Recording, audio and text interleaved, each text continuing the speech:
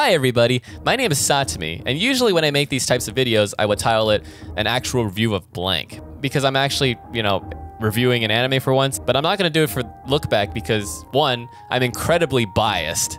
I love Fujimoto's works, alright? I'm a Fuji glazer by heart. The only thing I will say is if you've read this manga and you like the manga, you have to watch this movie. This movie is incredible, and it provides a lot of, explains a lot that maybe you didn't notice when you were reading it, because if you're like me and you might lack reading comprehension for certain things, the movie with voice acting is able to properly convey who these characters are. It's hard to do that with text, but when you hear it, you're like, oh, okay, so Fujino is kind of a brat. That makes so much sense now. Yeah. So for this video, I will do my best to explain Lookback and the ending, but I'm gonna do this unscripted because I just got back from theaters, all right? I got back from theaters, I have a lot to talk about, so if I ramble a few times, I apologize beforehand. You can skip ahead of me if you want, you can get to the ending if you want, but I'm so excited to talk about this movie. I was actually really lucky when I watched this movie in theaters that the actual director, Oshiyama Kyomoto, was there to do a quick Q&A. Oh, they also gave out these cool bookmarks, which has a 4 from both Fujino and Kyomoto. I got the after-school version for Kyomoto and some random 4 from Fujino. I did notice that each bookmark was different, so I'm actually a little pissed that I could have gotten an ultra-rare bookmark, but I lost the gacha pity. God damn it, even in real life, I have bad luck. I guess we gotta start with just start talking about the movie. Obviously, it's a 10 out of 10 if you just want that. It's a great movie, so. But let's just go. Spoilers ahead, fuck it. I mean, when it gets to the really serious spoilers, I'll remind you guys. But for now, we're just gonna talk about the movie and just see where we go from there. Anyways, so the movie starts off with this character named Fujino, all right? And she's drawing manga. Now, this shot is gonna be very important because it's used a lot in this movie. One, as a way to show passage of time, and in the original manga, I believe this shot was used for a third of that manga. So because of that, this movie is a bit short, on the short end. I think it's only an hour long, but I was curious to see how the movie would portray this shot, and glad to know that they just added more shots. They just added more scenes with really, really nice music from Haruka Nakamura, which, oh shoot, I forgot to mention the music. So the music, this is why I should have scripted this out. So the music, it is very much encouraged that when you're watching this movie, especially from the director himself said it, that you listen to the song at the very end. The song is very special to Fujimoto.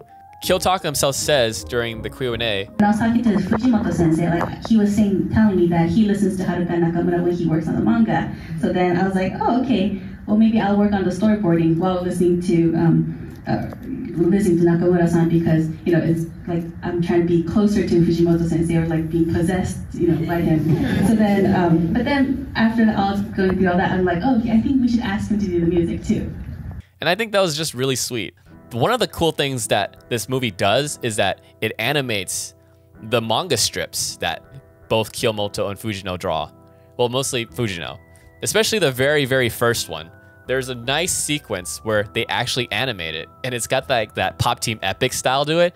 It's really good, and the theater was laughing when the joke came about. I really, really liked that. Anyway, Fujino is an artist. For the school newspaper, she draws a 4-panel manga strip, or 4 as I'll refer it to for the rest of the video, a 4. And obviously, Fujino is very talented. Her classmates all think she's talented, that she's really, really good at art. And Fujino is quite the girl. And I never really got this from the manga, but actually hearing her say her lines, she is incredibly selfish and super self-centered and loves to be praised. She's very toxic in that way. She's got some toxic traits, and the biggest one is that she just wants to be admired for her talent. And while she acts humble and nah, it's not good, she also kind of low-key humble brags a lot. Which is oh man, this girl can get pretty annoying, but that's just her character. Which, when we get to the climax, it's pretty important that we recognize that she believes that everything is all about her. So one day, Fujino gets asked by a teacher to include another person's manga alongside with hers in the newspaper. This person is called Kyomoto. Now, if you know Fujimoto, you'll know that Fujino and Kyomoto, the names are a portmanteau of Fujimoto. Like, that part is obvious. So essentially, that's the key that will fit in the keyhole that this is technically a biography of Fujimoto's life. So Fujino agrees because, you know, she's the shit. There's no way that she'll get showed up by this Kyomoto, who doesn't even come to school because she's a shut-in loser, I guess. The newspaper comes out, and Fujino reads Kyomoto's manga. Now, obviously, Fujino's 4 Koma is better because it actually tells a story and it's funny. But Kyomoto is a great artist. She can do detailed backgrounds very, very well. And Fujino gets really jealous. And I think the movie does a great job in adapting like the serious reaction faces. Now, Fujino doesn't act like a normal person would when she sees someone else's art and be like, hey man, your art's really good. I like your art. We should talk about that sort of thing. We should connect. No, Fujino, seeing that, goes, fuck that bitch. I'm gonna be better than her. And so when she leaves school, she has a very toxic mindset as a creator, which I have done too in the past as someone that makes videos. You're constantly gonna get praised, right? I get a lot of likes and comments telling me, yeah, I did a good job, I'm so good at what I do or whatever. But occasionally, you'll get that one hater comment. And because it's just the one hater comment, that stands out amongst the praise.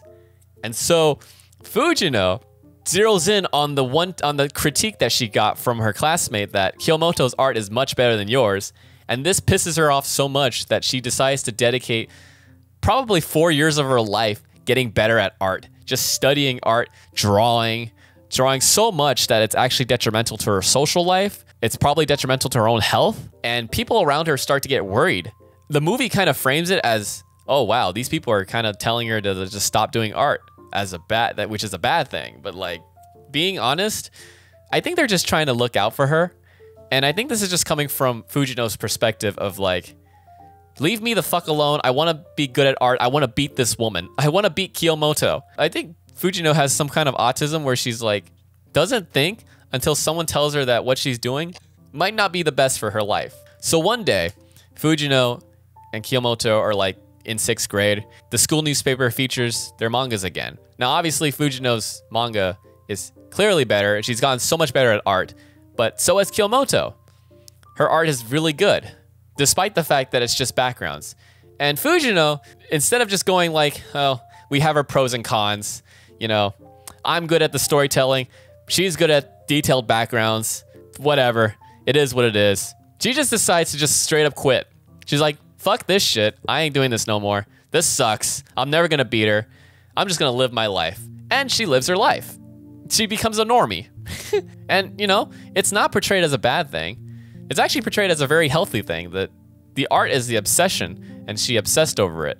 But now it's that she's let go, she can finally just be a normal girl for once. One day when she's about to get her diploma, the teacher tells her to deliver Kyomoto's diploma to her. Obviously, Fujino doesn't want to do that. Fujino's kind of pissed off about her still, because she's jealous. And one thing I really like about this movie is the animation does showcase Fujino's insecurities through having her fidget around. She's never standing still. She's kind of nervous. Like when she was talking to the teacher, you could see her hands just keep moving. She's just fidgeting, which probably wasn't, it might have been in the manga, but it's just hard to notice in pictures, but when in motion, you just see that. But it's really nice to know that despite how extroverted Fujino might be, she still gets nervous when she's uncomfortable. She goes and delivers Kyomoto's diploma and sees the state of how she's living. She then draws a 4 Koma of Kyomoto, telling her that she's a shut-in because she's probably dead, which that will come back to us later. It accidentally slips through the door and Kyomoto sees it. This freaks out Fujino. She's like, oh, God. She gets really, really like nervous and she tries to run away, and it's really cute how they animated it. It's super, super awkward. And then Kyomoto finally meets Fujino. And Fujino's like expecting her to be like an evil person, but she's genuinely just a girl with severe anxiety, like a Tumblr girl, you know what I mean? Kyomoto really, really loves Fujino's work, and she's a big fan of her. Like, to the point where she wants her autograph on her back, and it's really, really funny. Kyomoto can barely talk, but when she's talking about things that she likes, she gets very comfortable and very, very confident. It's a shame that the only thing that she likes is very niche, like Fujino's mangas. Fujino stays humble, but inside, when she's alone and running in the rain, she's just super excited. She's like, yeah, man, I knew I was hot shit. I knew I was hot shit. She actually likes my work and stuff. Like, it was really nice. The rain scene was pretty good. So anyway, the two become best friends, essentially. They do a manga together. They're on their way to become like an awesome duo. And then one day, Kyomoto's like, you know what? I've been relying on Fujino a lot, and I want to stand up on my own. She wants to be her equal, because throughout this whole movie, Fujino, being the extrovert, is just, you know, leading, you know, Kyomoto, taking Kyomoto with her on her journey. I honestly don't want to say it, but I don't know if Fujino ever considered Kyomoto her equal. I think she saw her as like her lesser. It is upsetting for me to think like that, but I think that's what happened for her character so far. So when Kyomoto decides to just go to art school, Fujino gets really, really pissed off at her, to the point where she's kind of like a mean boyfriend. The two need each other in Fujino's eyes, but Kyomoto wants to stand out and be her equal. So while these two girls are breaking up, I want to take the time to talk about the movie's art style. This art style for this movie becomes really interesting if you go really meta with it. Now, Fujino has a very sketchy style, which is good for like storytelling and for comedy. The movie, the characters are in a very, very sketchy style. All right, they're not clean. The lines aren't necessarily clean. It's very like if you're looking at a Genga kind of thing. In contrast, the backgrounds are incredibly detailed. So if you see it in the way that Fujino's sketchy style is for the characters, while Kyomoto does the detailed backgrounds, it feels like this movie or the manga was made by them, which is just Fujimoto. So there's like layers of this shit. Dude, the art style is just so crazy if you think about it that way. It makes me appreciate the manga even more. Anyway, back to the topic. So the two essentially break up and they move their separate ways. Fujino, once again, gets obsessed with her manga, wants to be the best, to be like, hey, Kyomoto, you know, break up with me, will ya? Now I say break up. I'm sure she's a little pissed off that she no longer has control, so she puts it on her art. And so she's gonna do her best to be the #1 artist. So she ends up doing Chainsaw Man or Shark Kick, and then the tragedy happens. So here's the spoilers, super spoilers. A man with a pickaxe comes in and attacks an art university, the same university that Kyomoto goes. Now, this tragedy can be a reference to Kyoto Animation. That studio was hit by an arsonist and many people lost their lives. And the motivations for the supposed arsonist or murderer, he claimed that they plagiarized his work. That's a dumb reason to ever commit an act, but you know, some people are fucking crazy. Same reason that the Pickaxe Man does for the movie. Now also, what I want to actually say, that if you just take the murders out of context and just see it objectively, it really does not make sense how this man killed 12 people with a pickaxe. I don't know if you ever killed anyone before, but a pickaxe is not a very effective weapon to kill people with. Not that I said I've ever killed anyone, but I've dug holes with pickaxes. It's very exhausting to use a pickaxe. And it would be very much exhausting to kill 12 people, because once you kill somebody with a pickaxe, you gotta pull it out, and that's exhausting. And by the time you're pulling out, other people are running away, so you have to pull it out and chase them down to kill them too. And it's like, what the heck? I don't think the first draft of this tragedy was supposed to be a pickaxe. I'm pretty sure it was supposed to be an arson, but I think his editors probably told him that may not be the best idea, because it would come off as bad taste, and I think Fujimoto agreed and decided to go with the pickaxe. I also think he could have gone with a gun, but also guns are hard to get in Japan, unless you make it yourself. So, pickaxe it is. I still think the death toll was a bit too high for that sort of situation. But unfortunately, one of the victims was Kyomoto. Here we get to the second half of the movie. Fujino goes through the 5 stages of grief, all right? She's in denial first, when she tries to call her friend, thinking that maybe she's not one of the victims, maybe she got out all right. And then, once it's confirmed that she's gone, Fujino gets angry at herself. She starts to blame herself. She thinks that she's the one that killed her, even though, Fujino, you didn't do anything wrong, sweetie. It was an unfortunate circumstance that you had no control over. But because she's a very selfish person, she blames herself for the death of her friend. The fact that she probably couldn't convince her to go to art school. But it goes back further. She thinks she's the reason. If she had never left the house, she would still be alive.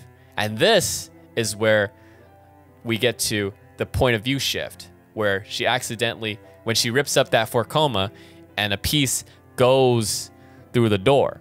Now, a lot of people seem to think, well, okay, now that movie is getting supernatural. Now we're in the time traveling aspect. But this is all in Fujino's head. This is my theory. Like, she is now imagining a scenario, bargaining with herself, that if she had just never got Kyomoto to leave the house, Kyomoto would still be alive. Things would be good. She would still go to art school. And obviously, she goes to art school. She gets attacked. But then, you know, Fujino, instead of being a mangaka, she would have stuck with karate. She would have came in and kicked that guy's ass. And at that point, you're like, oh, man, you're bargaining alongside with her. That, oh, man, maybe we could save Kyomoto. Like, I know it's a leap in logic for this sort of thing, but I want to believe that this is true. I want to believe that we can save her, but it's not true. The reality is that Kyomoto has died. She's gone. And everything that happened is in her head. Now, there's also coincidences that happen. See, a forcoma blows out of Kyomoto's door and lands in front of Fujino. All right? That forcoma seems to show that the events that happened were real. Except, I also don't think that's true. I think that was drawn beforehand. I think that's how Kyomoto saw Fujino, as like her hero. And it's also a theory that has some evidence in the movie, as there's 4 coma strips on her window, but there's one that fell off. And I think that one that fell off is the 4 coma that Fujino saw. There are no supernatural things. It's just all in her head. But if you want to choose to believe that there was some supernatural time travel shenanigans, you're more than welcome to believe that. If it eases your soul that Kyomoto is still alive in an alternate universe sort of thing. But it's more better to face reality. And so we get to the 4th stage, depression. Fujino has to accept that her friend is gone, and she just remembers all the great times that she had with her. And it's just a really sweet and wholesome moment that I just can't. This is the part where you start to cry, because it's like, these two could have had so much, but it was taken away in a tragedy. And she remembers all her feelings by reading the manga she made. It's also comforting for her to know that Kyomoto still kept in contact, at least through her art. And I'm pretty sure that she loved Fujino's manga. After that, we get to acceptance, where Fujino looks back and sees, you know, the coat that Kyomoto was wearing that has her autograph. She kept that coat. It meant a lot to her. And Fujino decides to keep doing art. The movie asks the question, Fujino, why do you do art? Why do you create things? And she's very practical about it. She tells us, the audience, that she doesn't like doing art. It's not very fun. It's a lot of work. It probably doesn't pay very well. But also, it's what her friend would have wanted. Throughout this whole movie, there are 3 instances where Fujino becomes obsessed with art. The first time was to prove that she was better than Kyomoto. The second time was when she found a friend in Kyomoto and wanted to share her love of art with her.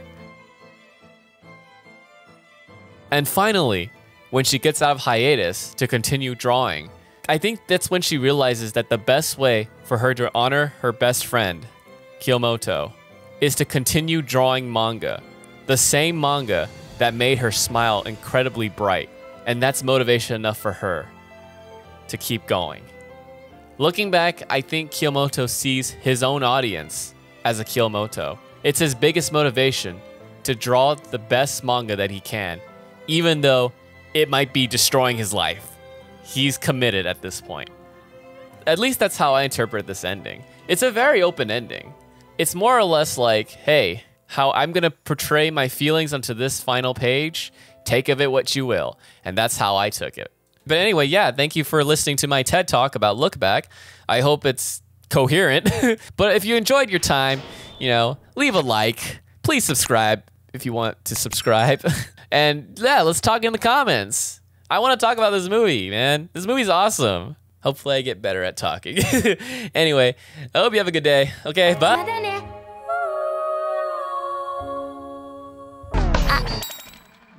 100円ください。